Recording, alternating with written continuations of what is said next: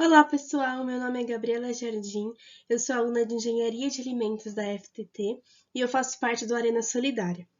Hoje eu vou explicar um pouco sobre biologia e o tema a ser abordado é citologia. O vídeo não vai ser longo para não se tornar cansativo e eu espero que vocês gostem. Bem, como eu falei, o conteúdo é citologia e os temas foram divididos da seguinte maneira. Primeiro, definição do que realmente é a citologia. Segundo, a diferença entre as células eucarionte e as células procariontes. Terceiro, composição das células, ou seja, as partes que compõem as células, que é a membrana, o citoplasma e o núcleo.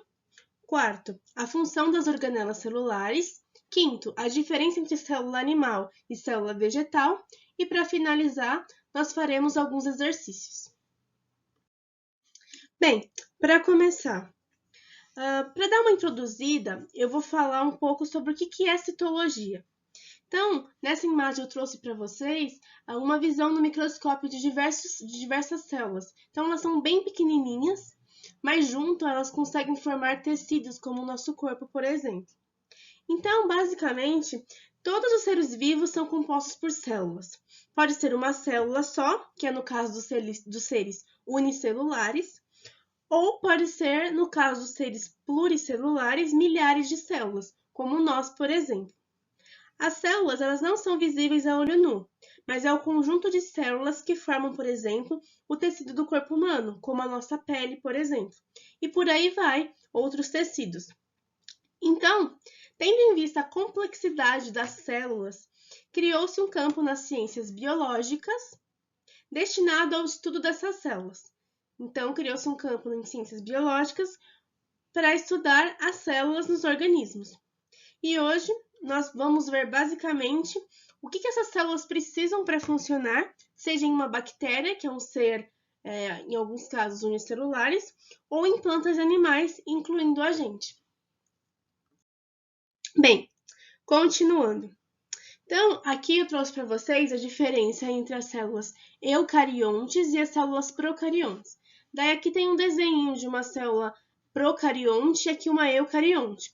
Dá para ver assim, só de olhar, que a célula eucarionte ela é muito mais complexa do que a célula procarionte. Então, basicamente, a diferença entre a procarionte e a eucarionte é que a eucarionte ela possui um núcleo. Então, esse aqui, ó, é o núcleo dela, delimitado por uma carioteca, ou seja, o seu DNA que fica dentro do núcleo da célula, que é o quem ela realmente é, o que ela realmente faz, ele está protegido por uma carioteca. Já as células procariontes, que é o caso dessas células aqui, elas possuem um núcleo disperso no citoplasma, que é o que a gente vai ver daqui a pouco, o citoplasma. Mas basicamente o seu material genético está disposto aqui dentro, ó. Então ele fica jogado, diferente dessa, que está com seu material genético protegidinho pela carioteca no núcleo. Então, as células eucariontes, elas são mais desenvolvidas do que as procariontes. E tem a questão do núcleo, que eu falei para vocês. Além disso, nós temos organelas. A gente já vai falar daqui a pouquinho as funções das organelas, mas como vocês podem ver, tem várias organelas nas células eucariontes. Agora aqui já não tem várias organelas. Fora isso, elas têm citoesqueleto nas eucariontes e nas procariontes nós temos a ausência deles. Então, basicamente, as células procariontes são o quê?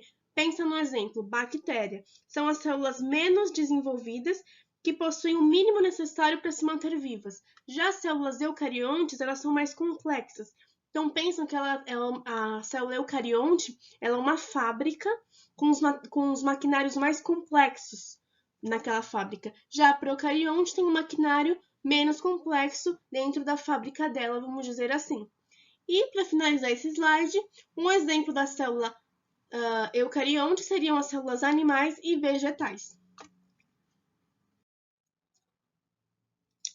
Agora nós vamos entrar na composição das células. Então, como eu falei anteriormente, as células procariontes elas não vão ter um núcleo, então elas não vão ter essa partezinha aqui. Mas essas partes da célula, a composição da célula, ela é em toda a célula eucarionte, independente dela ser animal ou vegetal, ela vai ter essa característica. Então, vamos lá.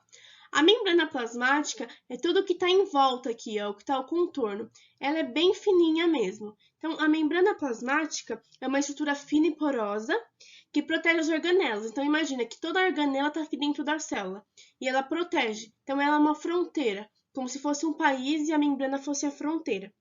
E ela também é responsável por filtrar o que vai entrar e o que vai sair da célula. Então, essa porosidade, ela tem uma camada proteica e lipídica, que faz com que haja uma seleção. Ela é seletiva com o que vai entrar dentro da célula e o que vai sair dentro da célula. O citoplasma, todo esse material gelatinoso que fica aqui dentro, que é responsável por dar volume. E é no citoplasma que se encontram as organelas que a gente vai ver daqui a pouquinho. E o núcleo, por fim, mas não menos importante, ele é o responsável pelas atividades que ocorrem dentro da célula, porque é dentro dele que está o DNA. Então, dentro do núcleo aqui, ó, nós temos o DNA. O DNA, ele que é o responsável pelo que acontece na célula, porque ele é o responsável, por exemplo, também, quando ocorre a divisão celular, seja a célula se multiplicando na meiose ou se multiplicando na mitose, que é quando nós temos a divisão das células para formar um tecido, por exemplo, ou então, no outro caso, a divisão das células reprodutivas, que também é o núcleo, o DNA que está dentro do núcleo, que é responsável por essa divisão, que ele é dividido nessa divisão. Mas isso é um assunto para um outro vídeo. Continuando. Então, agora nós vamos entrar nas funções das organelas citoplasmáticas. Então, basicamente, a partir das mitocôndrias para baixo, que realmente nós temos organelas. O citoplasma, foi como a gente falou anteriormente, no slide anterior, ele tem em todos, tanto nas bactérias, que são os procariontes, em plantas e animais. É nele que ficam as organelas. A membrana celular, ela controla a entrada e saída da substância, também tem em todos. O núcleo, ele tem apenas nas células eucariontes, e como as células bacterianas não são eucariontes, não tem nelas. Só que tá grifadinho de azul porque é o que é exclusivo nas células procariontes, que é o nucleóide, ou seja, é o material genético que fica disperso dentro da célula, que foi o que eu mostrei para vocês.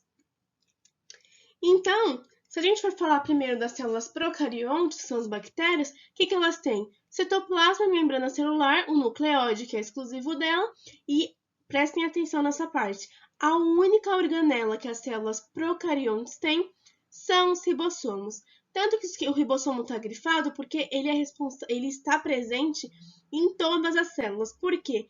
Ribossomo faz síntese de proteína.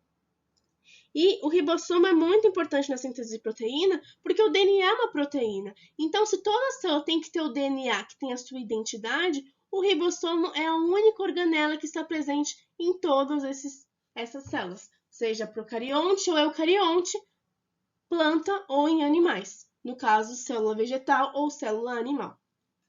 Então, basicamente é isso as procariontes, elas são bem simples mesmo. Fora isso, nós temos as células eucariontes de vegetais. Nelas, nós temos 3 organelas exclusivas, tanto que eu grifei de verdinho, que é exclusiva das eucariontes em plantas vegetais, que são os cloroplastos, que são responsáveis pela fotossíntese, a parede celular, que dá proteção, estrutura e suporte para a planta se desenvolver, e o vacúolo central, que é uma reserva de água e outras substâncias, que é um vacúolo bem grande, onde a planta pode guardar essa água. Ela não está presente nos animais, porque não há necessidade, mas eu já vou explicar daqui a pouquinho para vocês um pouquinho melhor essa parte. Fora isso, nós temos os retículos endoplasmáticos, que ele é responsável pela síntese e transporte de proteínas e lipídios. Então, o endoplasmático, ele transporta, o foco está aqui, ó, em transporte. Já os ribossomos, ele faz síntese de proteína. O endoplasmático, ele transporta essas proteínas e os lipídios também. E ele está presente nas plantas e nos animais, nas eucariontes. Já o complexo Golgi, ele transforma as proteínas e os lipídios. Então, ele faz essa transformação. Por fim, o que é exclusivo das células animais é o lisossomo, que é responsável pela digestão, e ele contém enzimas digestivas. Então, basicamente, toda vez que alguém falar para vocês alguma coisa de alimento na célula, degradação desse alimento, vocês vão lembrar do quê? De lisossomo, que é o que contém a enzima digestiva. E para finalizar essa parte, depois vocês vão ter acesso a essa tabelinha, uma coisa muito importante e relevante é prestar atenção nas mitocôndrias. Por quê? Porque as mitocôndrias ela é a única organela que possui um DNA próprio. Ela é responsável pela respiração aeróbia, está presente em plantas e animais, só que ela é muito importante porque ela tem um DNA próprio. Então, quando vai fazer alguma coisa relacionada a algum micro-organismo e precisa colocar alguma organela, algo desse tipo, é a mitocôndria que a gente vai usar. Como, por exemplo, tem outras tecnologias, mas se for falar de organela, que vai ter uma questão que a gente vai falar sobre isso. Por isso que eu estou comentando agora. Outra coisa que é um detalhe importante, o DNA da mitocôndria, ele é proveniente da mãe. Então, a mitocôndria que a mãe tinha vai passar para o filho. Então, esse detalhe em relação à mitocôndria é muito importante. Continuando. Bem, agora aqui eu trouxe para vocês verem a diferença entre as células animais e as células vegetais. Como vocês podem ver, tem um desenho bonitinho para vocês identificarem. E eu queria só mostrar para vocês a diferença aqui, das células vegetais. Nós temos a parede celular, tá vendo como ela é espessa? Para proteger mesmo a célula vegetal, porque muitas vezes o vegetal, ele é causado danos mecânicos nele. Então, é muito importante que tem essa proteção. Tem o cloroplasto para guardar essa água ou outras substâncias que a planta precisa, o vacúolo, desculpa, e o cloroplasto que é responsável pela fotossíntese, que é a fonte de uma das fontes de alimento da planta. Então, é imprescindível para a planta. Resumindo, as organelas que têm a mais nas células vegetais que não têm as células animais, por que elas são importantes? Por que não tem a célula animal? Porque a célula animal não precisa. Então, a célula animal não faz fotossíntese, então não precisa do cloroplasto. Não precisa de um vacúolo grandão, porque não tem necessidade de guardar tantas substâncias ou água. E não precisa de uma parede celular, porque a parede celular é rígida para a planta. O animal não vai precisar dessa rigidez e dessa proteção. Então, é tudo uma questão de necessidade. Então, é isso, pensar nessa questão da evolução, da necessidade que tem uma lógica. Por que tem algumas coisas em umas células e na outra não? Assim como em outras coisas da biologia ou da vida em geral. É a questão da necessidade. Então, a gente já fez um panorama geral, então agora eu vou entrar em alguns exercícios com vocês. Esse primeiro exercício, ele fala sobre a membrana plasmática. Então, basicamente é o quê? A membrana plasmática ela está presente em quê? Nas células procariontes apenas? Apenas nas eucariontes? Apenas nas vegetais? Apenas nas animais? Ou um procarionte e eucarionte? Então, isso é basicamente o que eu falei para vocês. As células, todas as células, elas têm membrana plasmática, lembra? Membrana plasmática, o citoplasma, ele tem em todas as células, procarionte, eucarionte, animal e vegetal, assim como o ribossomo, então não se esqueçam disso. Parece uma questão bobinha, mas se você se esquecer e se confundir, você vai errar ela à toa. Essa daqui foi do Enem. Então, essa questão 9, ela fala, a estratégia de obtenção de plantas transgênicas pela inserção de transgenes em cloroplastos, em substituição à metodologia clássica de inserção de transgene no núcleo da célula hospedeira, resultou no aumento quantitativo da produção de proteínas recombinantes com diversas finalidades biotecnológicas. O mesmo tipo de estratégia poderia ser utilizada para produzir proteínas recombinantes em células de organismos eucarióticos não fotossintetizantes, como as leveduras, que são usadas para a produção comercial de várias proteínas recombinantes e que podem ser cultivadas em grandes fermentadores. Considerando a estratégia metodológica descrita, qual organela poderia ser responsável pela inserção de transgênios em leveduras? Então, essa daqui foi o que eu tinha comentado com vocês. Quando você vai fazer alguma coisa relacionada a algum micro-organismo, qual organela que a gente faz? Primeiro, quando a gente fala de proteína, a gente tem que lembrar o quê? Que o DNA é uma proteína. Então, a gente tem que pensar na organela que possui o DNA. Qual que é a organela que eu falei para vocês que é muito importante? É a mitocôndria, então exatamente. Então a resposta correta para essa questão é a mitocôndria. Está acabando, gente, eu prometo. Essa questão aqui, ela é extremamente conceitual também. Então, assim, em células animais, quando privadas de alimento, passam a degradar parte de si mesma como fonte de matéria-prima para sobreviver. A organela citoplasmática, diretamente responsável por essa degradação, então, a gente tem degradação de alimento.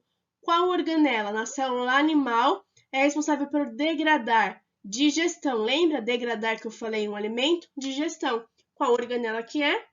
O lisossomo, que é uma organela que está exclusivamente nas células animais.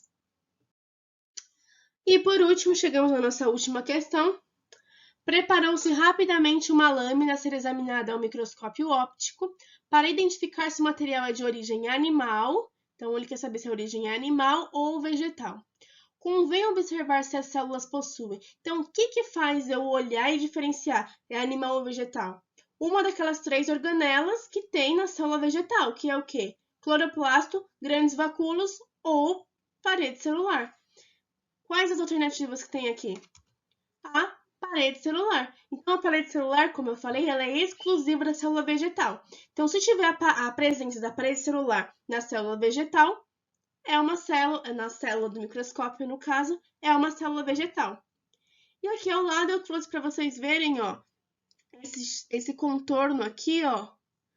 Tudo isso aqui, ó, são as paredes celulares. Tá vendo como ela é espessa? Então, isso é uma caracterização de que é de origem vegetal. Então é isso, pessoal. Eu espero que tenha ajudado um pouquinho. Muito obrigada pela atenção e bons estudos!